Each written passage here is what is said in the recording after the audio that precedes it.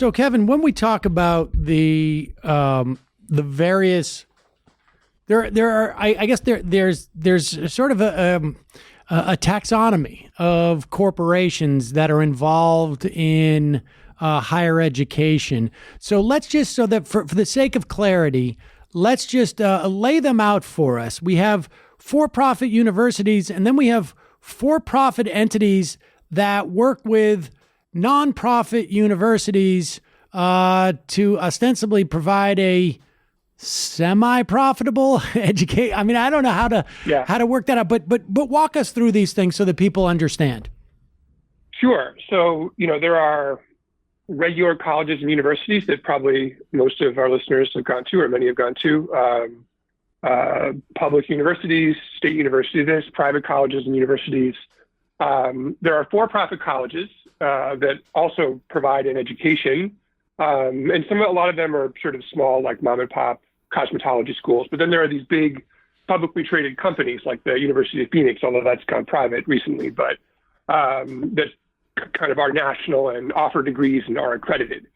The companies that I wrote about in this recent article that I wrote in Huffington Post are a sort of new breed of companies called online program managers, or OPMs for short.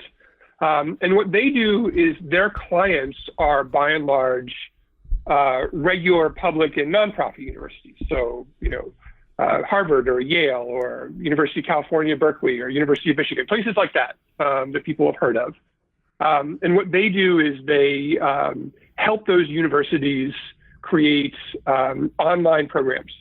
And they do a lot of the marketing and the recruitment, and they provide the online technology platform and a lot of the counseling and things like that. And in exchange for doing all that, they get, in many cases, up to 70% of the tuition revenue that comes through these programs. Okay, all right, and we will circle back around to that, because that's an extraordinary amount of money. Having a 14-year-old daughter, I have become far more intimately aware of just how expensive college is.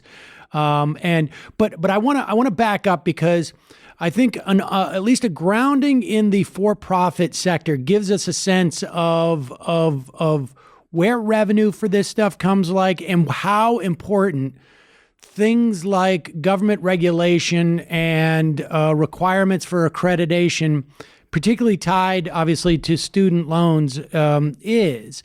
So let's look at some of these. Let's go back, and as you do in your piece, which is really comprehensive, go back in history to sort of track the development of ultimately what becomes these OPMs, but through the development of these for-profit universities. Like, obviously, we've had for a long time. I remember as a kid seeing ads for ITT, I guess it was, and but they in the early aughts, I guess the late 90s, these things sort of exploded.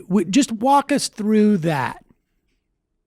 Sure. I mean, there have been for-profit colleges for a long, long time. You go back to the 19th century even, and you can find, mostly business colleges. When women started to enter the workforce, there were, secretarial schools for women, and they weren't even really considered to be colleges in the same way that, again, a Harvard or a University of Wisconsin or whatever. They were a different kind of business, providing sort of practical skills for mostly adults who wanted to be in the business world. Really, the big thing that happened was after World War II, when the GI Bill was passed, which we think of now as being a bill that allowed returning GIs to go to regular colleges, but actually probably at least half the GI Bill money was spent at what we think of as for-profit colleges for shorter-term training kind of programs, radio repair, or being a truck driver, or kind of all kinds of things like that. Vocational type of degrees, exactly. Right? That are like sort of postgraduate from high school, and maybe and would these schools require a high school degree or a GED? Not back then. I mean, because not as many people graduated from high school back then. Right. And they're in business to enroll whomever they can. And I don't want to paint with too broad a brush. There are definitely examples of good business-oriented for-profit schools out there and always have been that I think do serve a niche and provide a certain purpose. A lot of traditional colleges aren't really in the business of providing vocational education, and people do need skills for kind of all kinds of jobs. Where we really run into trouble is when there was an opportunity to be paid with federal grant money or loan money.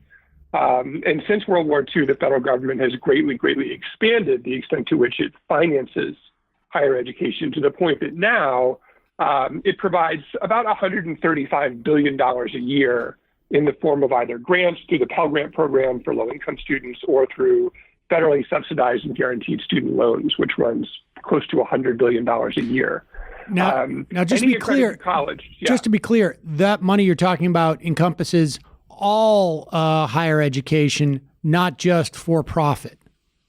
Exactly. Okay. Exactly. So all higher education. But for-profit colleges are eligible to be paid with those dollars. Any accredited college, you can take your loan money or your Pell Grant and go to any accredited college, and for-profit colleges are by and large accredited. Now, tell us what does it mean to be accredited, and has that changed over the course of the past 25 years? Well, the accreditation system is interesting in the sense that it's basically a voluntary system that is run by nonprofit associations that are governed and financed by the fees that colleges provide. So colleges have to be accredited. So they go to their local accreditor that is paid for by fees and basically staffed by people from other colleges. It doesn't really involve the government at all. The government, federal government in particular, is essentially outsourced quality control to these accreditors who also determine whether or not you're eligible for federal financial aid. Okay, so fair enough. So and now these accrediting, this accrediting and the notion of being accredited has been essentially the spigot for federal funds, right? That's the only requirement that the federal government requires in terms of whether it will provide you, a student, loans or grants for you to expend at an accredited school. That's right. That and being authorized by whatever state you happen to be located in, you have to do that as well. But accreditation is the big thing. And what happened over the last 15, 20 years, particularly right around 2000 and a little bit afterwards, what some of these for-profit companies, or either companies that hadn't been for-profit colleges before, realized was that you could buy one small accredited college, so let's say a going out of business liberal arts college in the middle of nowhere, and use its accreditation basically to qualify all of your online programs, regardless of where students lived.